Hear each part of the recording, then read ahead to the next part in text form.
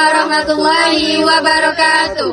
Kami dari kelompok 4 program studi Administrasi Pendidikan kelas R003 akan menampilkan video ajar untuk memenuhi tugas mata kuliah Psikologi Digital Kependidikan dengan dosen pengampu Bapak Agus Lestari SPDI MPD. Prinsip desain instruksional dalam pembelajaran digital. Apa yang dimaksud dengan desain instruksional? Desain instruksional adalah keseluruhan proses analisis kebutuhan dan tujuan belajar, serta pengembangan teknik mengajar dan materi pembelajarannya untuk memenuhi kebutuhan tersebut.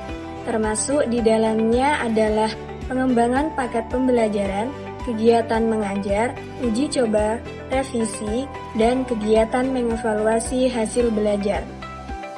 Berikut beberapa prinsip-prinsip desain instruksional yang digunakan secara umum.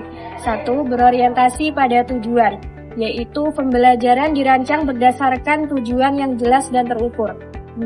Sesuai dengan karakteristik peserta didik, yaitu memperhatikan usia, kemampuan awal, kebutuhan, dan gaya belajar siswa. Yang ketiga, sistematis dan terukur, yaitu materi disusun dari yang sederhana ke kompleks, dari konkret ke abstrak. Yang keempat, berpusat pada peserta didik, yaitu siswa aktif dalam proses belajar, bukan hanya menerima informasi. 5. Keterkaitan antara tujuan, materi, metode, dan evaluasi. Semua komponen pembelajaran saling mendukung dan konsisten. 6. Memberikan pengalaman yang bermakna. Materi dikaitkan dengan konteks yang nyata agar mudah dipahami. 7. Adanya umpan balik dan evaluasi. Digunakan untuk mengetahui ketercapaian tujuan dan perbaikan pembelajaran. Apa tujuan desain instruksional? Tujuan instruksional ada dua pandangan, yaitu suatu tujuan yang harus dirumuskan secara perilaku dan tujuan yang tidak harus dirumuskan dan diukur secara parsial, tetapi dalam suatu kesatuan.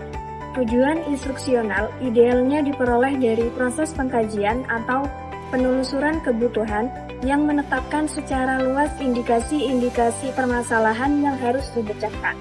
Apa peran desain instruksional? Desain instruksional berperan sebagai struktur utama yang menjembatani pendekatan adaptive learning dengan pengalaman belajar yang dihadapi mahasiswa.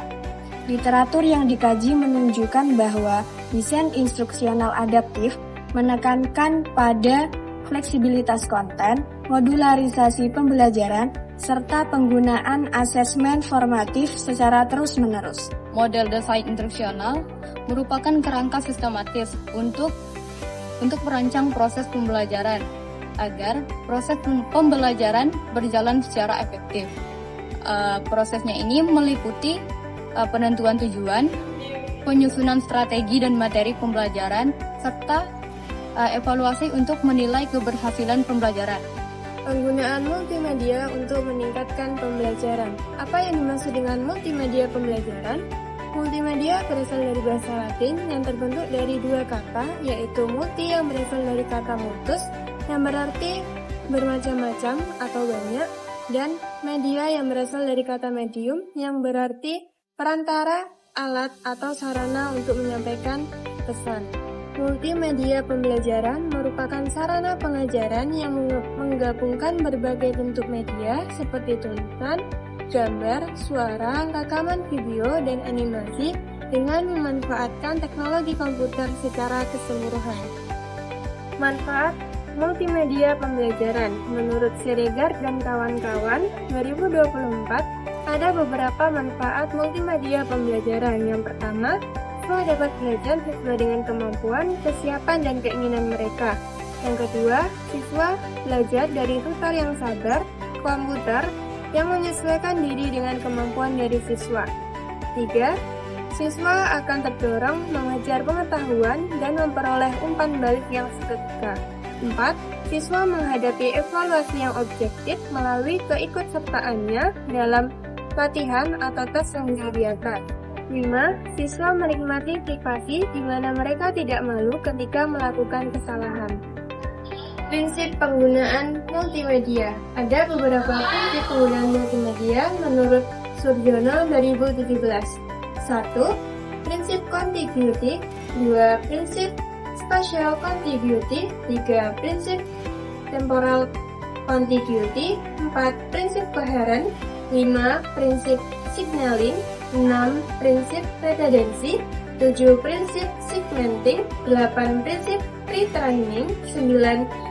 Prinsip modality, 10. Prinsip multimedia, 11. Prinsip personalization, 12. Prinsip interactivity. Multimedia interaktif. Multimedia interaktif ini menggabungkan teks, gambar, suara, animasi, dan audio dengan unsur interaksi siswa. Dengan media ini, membuat pembelajaran jadi lebih menarik, siswa dapat memahami materi pembelajaran dengan mudah, serta memungkinkan siswa belajar sesuai dengan kemampuannya masing-masing. Manajemen pembelajaran digital memiliki beberapa komponen utama yaitu 1. Planning atau perencanaan, 2. Organizing atau pengorganisasian, 3.